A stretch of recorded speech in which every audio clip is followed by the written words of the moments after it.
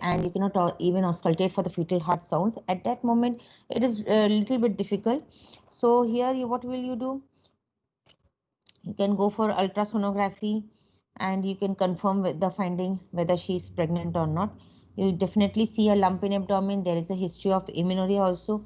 Now this history becomes confusing if the patient is an unmarried girl. She will never accept. If the patient is having little bit of spotting throughout the pregnancy also, so she will say that she had oligomenorrhea, but she had her menses every month. Then if the patient has conceived in the lactational amenorrhea period, so she will say that I was already feeding the baby, how can I become pregnant? So oligomenorrhea or conception in the lactational period, or because of some illegal pregnancy, in all these cases it becomes difficult to differentiate. So in all these cases you will directly go for sonography, and if it is more than 24 weeks, then you can auscultate for the fetal heart sound. You can palpate the fetal parts also easily. Okay, the problem only arises when the lump is around 16 to 18 weeks, where you cannot appreciate the fetal parts. Now the next thing is ovarian tumor, that we have already discussed in my previous lecture, that if it is an ovarian tumor, it might be a slow growing tumor. The menstrual history remains unaffected. Only thing is, if the patient is having a hormone releasing ovarian tumor, then only she will be having menstrual irregularities. Otherwise, the menses remains normal. Now, on palpation, you will find that the lump is cystic or solid in consistency. The margins, they are well defined, but the lower pole of the tumor cannot be reached. Now, this is the characteristic feature of ovarian tumor, that you cannot reach the lower pole.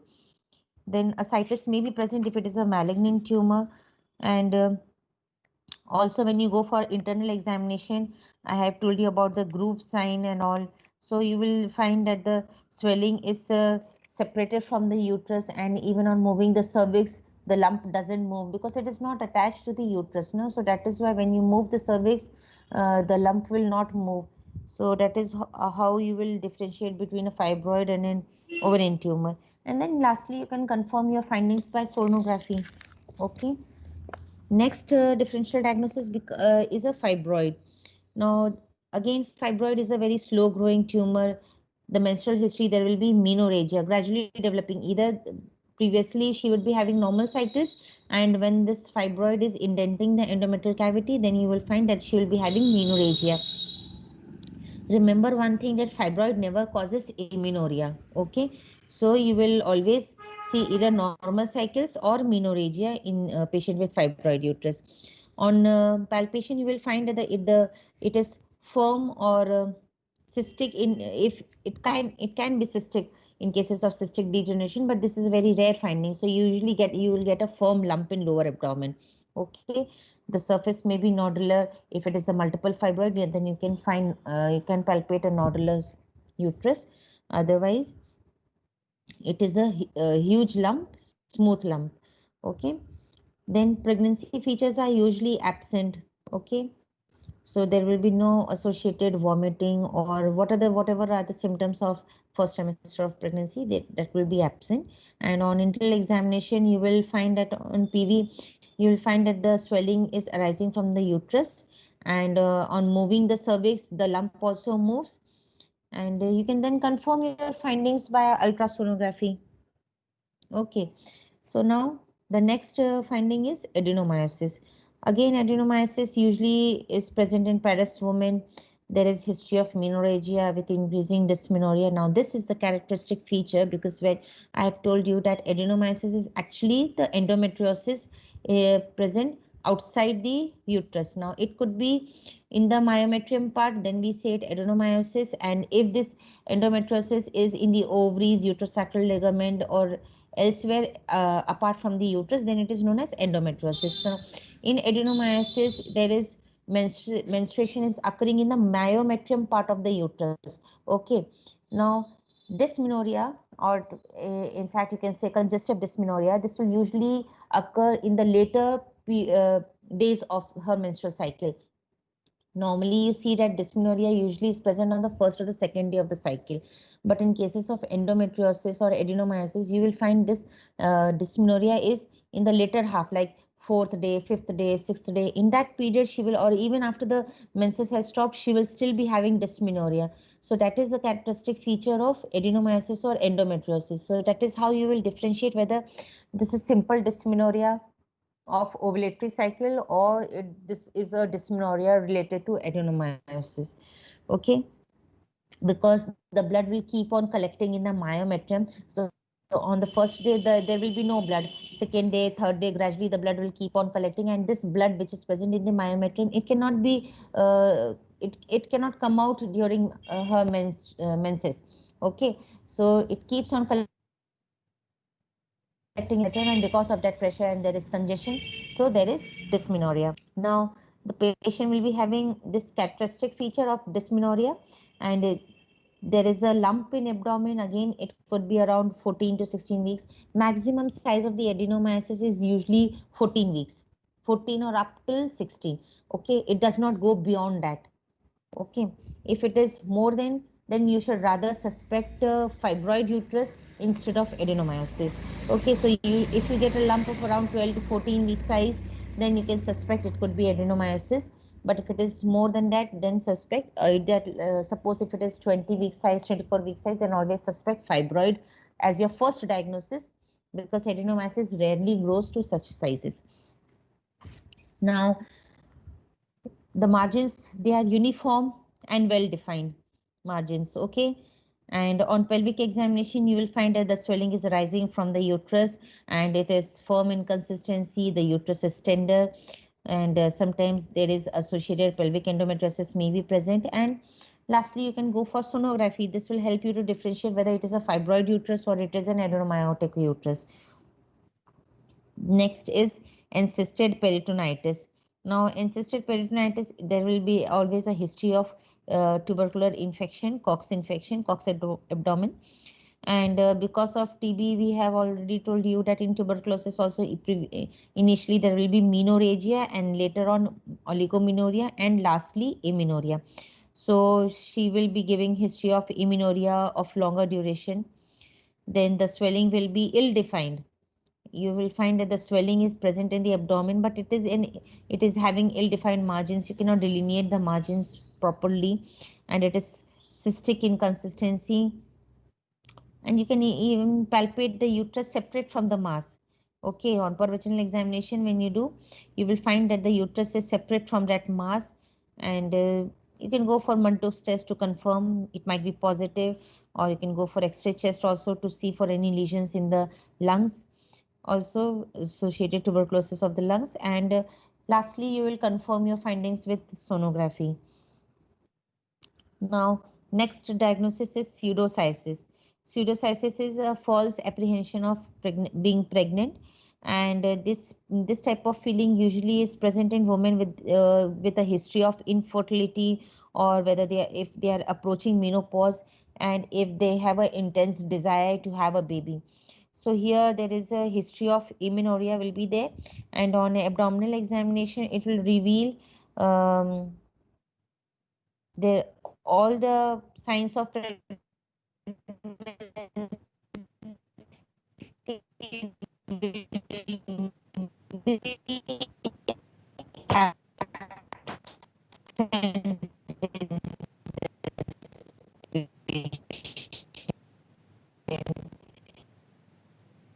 go for ultrasound. There's no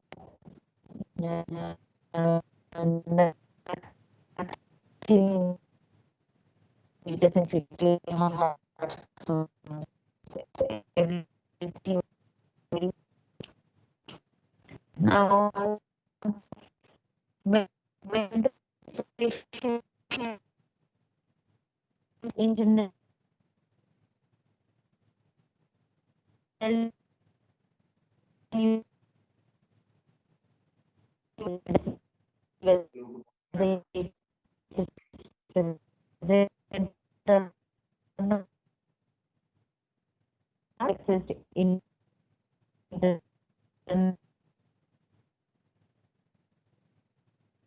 then you can go for MRI. It is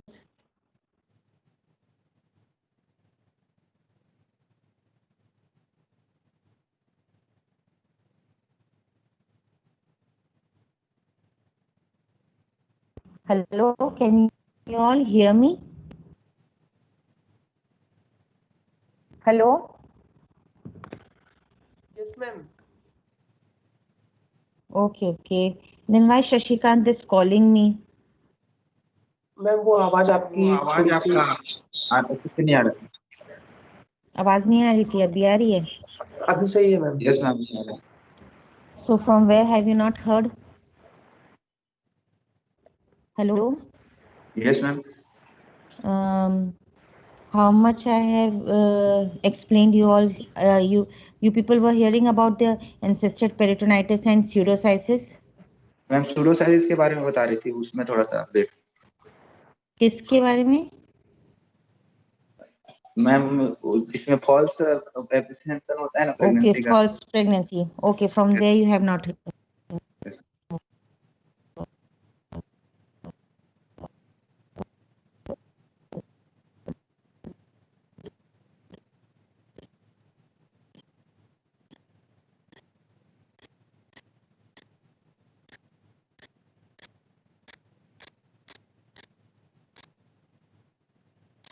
Lump in abdomen, but it is a diffuse lump. You cannot palpate any fetal parts over there. Okay, so you will see that there is no fetal parts, no fetal heart sounds auscultated. Then you can confirm your findings by going for ultrasonography. And in ultrasonography, you will see that there is no fetal heart sound, no fetals, no placenta, and the uterus is completely empty. So that is how you will differentiate between pseudocyesis. Then, in general, if how will you evaluate if the patient is having a lump in abdomen? So you will first of all say clinical examination is the first thing that will do. It will help to assess the size and the consistency, the shape and the mobility, whether tenderness is there or not in that lump. And then you will go for ultrasonography. Transvaginal sonography is better because it will help you see hello, whether the cyst is simple or complex, internal echoes or nodularity is seen. Then you can go for Doppler study of that lump. Doppler study will help you to differentiate whether it is a benign tumor or a malignant tumor. For CT scan will help you differentiate about any loops of Bowel which is present, dermoid cyst, myomas, any metastasis is there or not. Then you can again go for MRI. MRI is also helpful and it has no risk of any ionizing radiation also. Then you can go for PET scan, PET, positron emission tomography. It is more sensitive in detecting metastatic diseases. Then lastly, you can go for tumor markers. There are various tumor markers for ovarian malignancy like CA125 and alpha fetoprotein, beta HCG level, LDH level. Okay, carcinoembryonic antigen CEA. So you can all go for all these tumor markers. And then the lastly is the management part. How will you manage an adnexal mass or a lump in lower abdomen? So whenever any adnexal mass or lump in lower abdomen is, first of all assess the nature of the mass and the age of the woman. If it is an ovarian cyst in a postmenopausal woman, then you should be suspecting malignancy also in this case. So you'll go for CA125 and transvaginal sonography and see for whether it is a multilocular cyst. And I have already told you what are the features of malignancy in an ovarian cyst. It would be multilocular, there will be thick septas, and solid areas will be more as compared to the cystic areas. Sometimes it will be bilateral.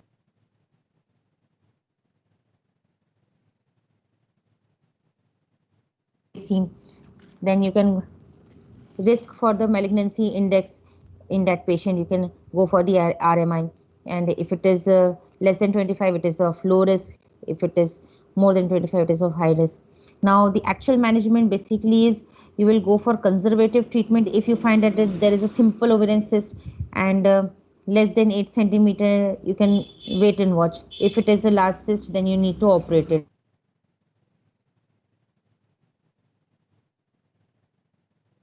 Whether you can go for cyst aspiration, or you can go for laparoscopy, or you can go for laparotomy. Cyst aspiration for cytologic examination will help you to differentiate benign from the malignant tumors, and it has a risk of intraperitoneal spread.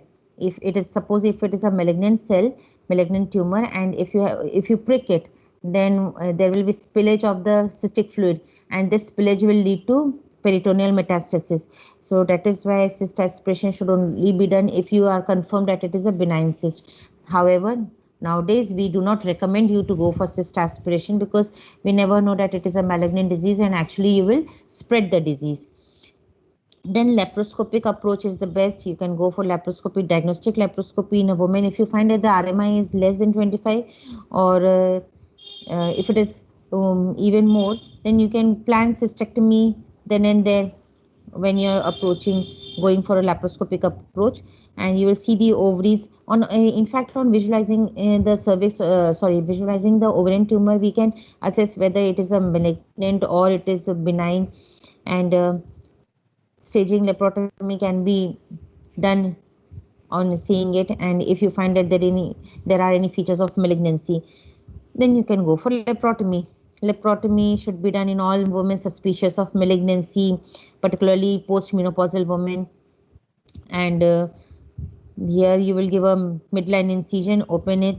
First take the whatever is the peritoneal washings, you will take it for cytological examination, stage it, biopsy, then to go for total abdominal hysterectomy, bilaterals helping go oophorectomy, infracolic omentectomy should also be done, selective pelvic and para-aortic lymphadenectomy should also be done. So that is all about the management part of ovarian tumor or fibroid or adenomyosis. In postmenopausal women, you should always suspect malignancy. In the childbearing age group, you can suspect could be because of fibroid, adenomyosis, tuberculosis and all. Okay, so also in pregnancy, many a times patient comes with urinary retention. Okay, so because of urinary retention, there is a lump in abdomen. So this urinary retention is basically because of the gravid uterus pressing upon the bladder neck. So she is having urinary retention. In these cases, you keep the patient catheterized for a week or so, until and unless this gravid uterus becomes an abdominal organ. If it is a pelvic organ, at that time it is pressing upon the bladder. But once this gravid uterus becomes an abdominal organ, then it will stop pressing the bladder, and this urinary retention problem will be relieved. So this question is also asked that if the patient is having urinary retention, that will also cause lump in abdomen in pregnancy.